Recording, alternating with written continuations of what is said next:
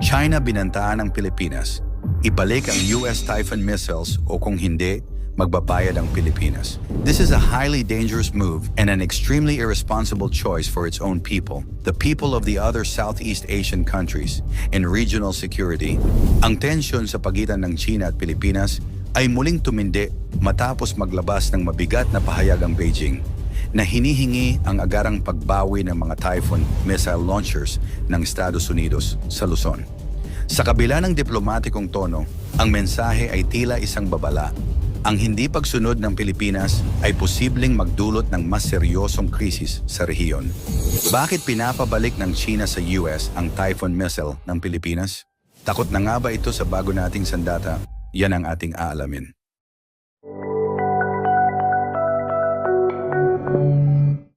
Ayon kay Chinese Foreign Ministry spokesperson Mao Ning, ang pagpapakalat ng Typhoon missile launchers ay isang mapanganib na hakbang. Ayon sa kanila, hinihikayat nila ang Pilipinas na itama daw ang pagkakamaling ito bago pa lumala ang sitwasyon. Ang pahayag na ito ay inilabas noong Huwebes sa isang press conference sa Beijing kasabay ng paglipat ng nasabing missile system sa panibagong lokasyon sa Luzon. Ang Typhoon missile system na hawak ng militar ng Estados Unidos ay may kakayahang maglunsad ng parehong Tomahawk cruise missiles at SM-6 missiles. Ang mga ito ay hindi ordinaryong armas. Ang mga Tomahawk missiles ay may abot na mahigit 1,600 kilometro, sapat para tamaan ang mga target sa China o Russia mula sa Pilipinas. Samantala, ang SM-6 missiles naman ay kayang magpabagsak ng mga eroplano, barko, at missile na nasa 200 kilometro ang layo. Dahil dito, tinitingnan ng China ang deployment ng Typhoon missile system bilang direktang banta sa kanilang seguridad. Para sa Beijing, ang Pilipinas ay nagiging launching pad umano ng posibleng opensiba ng US sa rehiyon, isang sitwasyong hindi katanggap-tanggap para sa gobyerno ni President Xi Jinping. Sa mga salita ni Mao, ito'y hindi lang banta sa China, kundi isa ring hamon sa kapayapaan at seguridad ng buong rehiyon. Ang hakbang na ito ay maaring mag-udyok ng panibagong arms race at geopolitical tension. Kaya nga bang diktahan ng China ang Pilipinas? Bagamat hindi opisyal na inaangkin ng China ang karapatang diktahan ang Pilipinas, ginagamit nito ang estratehiya ng pananakot at diplomasya para pilitin ang Pilipinas na sumunod sa kanilang kagustuhan. Ayon sa mga eksperto, ang kasalukuyang sitwasyon ay bahagi ng mas malaking tunggalian sa pagitan ng China at US. Ang Pilipinas bilang kaalyado ng Estados Unidos ay nagiging frontline sa labanan ng dalawang makapangyarihang bansa. Gayunpaman, legal bang bawalan ng China ang Pilipinas? Sa ilalim ng international law, walang autoridad ang China para magdikta kung paano gagamitin ng Pilipinas ang sariling teritoryo nito, lalo na't mayroon itong kasunduang militar sa Estados Unidos. Ngunit tila sinusubok ng China na gamitin ang kanilang impluensya upang gawing masyadong delikado o nakakatakot para sa Pilipinas ang pagpapanatili ng Typhoon missile system sa bansa. Gaano kalakas ang Typhoon missile system? Ang Typhoon missile launchers ay bahagi ng modernong arsenal ng Estados Unidos, partikular na idinisenyo para sa mga sitwasyon kung saan mahalaga ang mobility at precision. Ang Tomahawk cruise missile ay isa sa pinakakapangyarihang armas ng Estados Unidos. Ito ay may kakayahang umabot sa layong 1.6 hanggang 2,500 kilometro, sapat upang tamaan ang malalayong target, kabilang ang mga estratehikong lugar sa mainland China. Ang missile na ito ay maaaring magdala ng conventional warhead na may bigat na 450 kilo o isang nuclear payload depende sa misyon. Sa bilis nitong subsonic na humigit kumulang 880 kilometro bawat oras, sinisiguro ng GPS-guided system nito ang mataas na antas ng accuracy na may deviation na mas mababa sa 10 metro mula sa target. Samantala, ang SM-6 missile naman ay dinisenyo para sa multi-role engagement. Kaya nitong tamaan ang mga target na nasa himpapawid, dagat o lupa sa layong higit sa 200 kilometro. Ang missile na ito ay supersonic.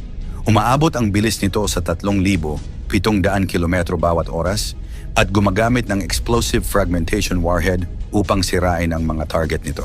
Ang kombinasyon ng bilis at presisyon ng dalawang missiles na ito ang dahilan kung bakit ikinababahala ng China ang deployment ng Typhoon missile system sa Pilipinas. Bukod sa firepower, ang Typhoon system ay kayang ilipat mula isang lokasyon papunta sa iba pa sa loob lamang ng ilang oras. Ang kakayahang ito ay nagbibigay sa Estados Unidos ng strategic advantage, lalo na sa mga sitwasyong nangangailangan ng mabilis na aksyon. Ang deployment ng Typhoon missile system ay hindi simpleng usapin ng teknolohiya. Para sa China, ang presensya ng ganitong klase ng armas sa Pilipinas ay nagbibigay sa Estados Unidos ng kakayahang bantaan ang mga estratehikong target sa mainland China, kabilang na ang kanilang mga military bases at economic hubs. Bukod dito, takot din ang China sa ideya ng quick strike capability ng Typhoon missile. Dahil ito'y madaling ilipat, mahirap matukoy ng China kung saan ito nakaposisyon sa anumang oras, na nagpapahirap sa kanilang depensibong estratehiya. Isa pang nakakabahala para sa China ay ang posibleng domino effect nito sa rehiyon. Kung makikitang matagumpay ang deployment ng Typhoon sa Pilipinas, baka sundan ito ng ibang Southeast Asian nations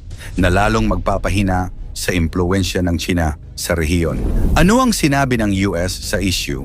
Habang mainit ang retorika ng China, ang Estados Unidos naman ay nananatiling matatag sa kanilang posisyon. Sa pahayag ni US Secretary of State Marco Rubio, sinabi niyang ang kanilang commitment sa Pilipinas ay ironclad. Hindi nila hahayaang bulihin ang kanilang mga kaalyado, lalo na sa mga sitwasyong nalalagay ang kanilang soberanya sa alanganin. Ayon sa Pentagon, ang deployment ng Typhoon missile ay bahagi ng Enhanced Defense Cooperation Agreement, EDCA, sa pagitan ng US at Pilipinas. Layunin nitong palakasin ang defensive capabilities ng Pilipinas sa harap ng tumitinding tensyon sa South China Sea. Pinabulaanan din ng US ang akusasyon ng China na sila'y nakikialam sa issue ng West Philippine Sea. Ayon kay Rubio, ang layunin nila ay suportahan ang Pilipinas bilang isang soberanong bansa. Hindi ito tungkol sa provokasyon at ito'y tungkol lamang sa collective defense. Sa harap ng umiinit na sitwasyon, may ilang posibleng senaryo na pwedeng maganap.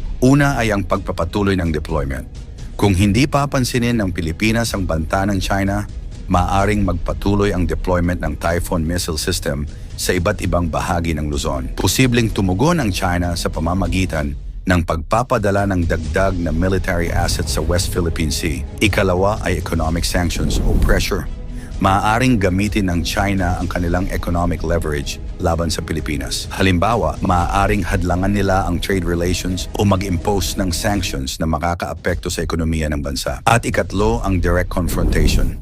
Ang pinakamasamang senaryo ay ang direktang engkwentro sa pagitan ng militar ng China at Pilipinas, lalo na kung magpatuloy ang maritime tensions sa West Philippine Sea. Ang deployment ng Typhoon missile system ay hindi lamang simpleng issue ng militar. Ito'y sumasalamin sa masalimuot na relasyon ng Pilipinas sa dalawang dambuhalang bansa, ang China at Estados Unidos. Habang sinisikap ng Pilipinas na ipagtanggol ang sarili nitong soberanya, nahaharap ito sa matinding pressure mula sa magkabilang panig. Sa kasalukuyan, ang tanong ay hindi lamang kung dapat bang ibalik ang mga missile, kundi kung paano gagamitin ng Pilipinas ang sitwasyong ito upang palakasin ang sarili nitong posisyon sa gitna ng tumitinding kompetisyon ng mga superpower. Ang susunod na hakbang ng gobyerno ni President Marcos ay hindi lamang magdedesisyon sa isyu ng Typhoon missile, kundi pati na rin sa kinabukasan ng seguridad at diplomasya ng bansa. Dapat nga bang ibalik ng Pilipinas ang Typhoon missile sa US? Ikomento mo naman ito sa ibaba.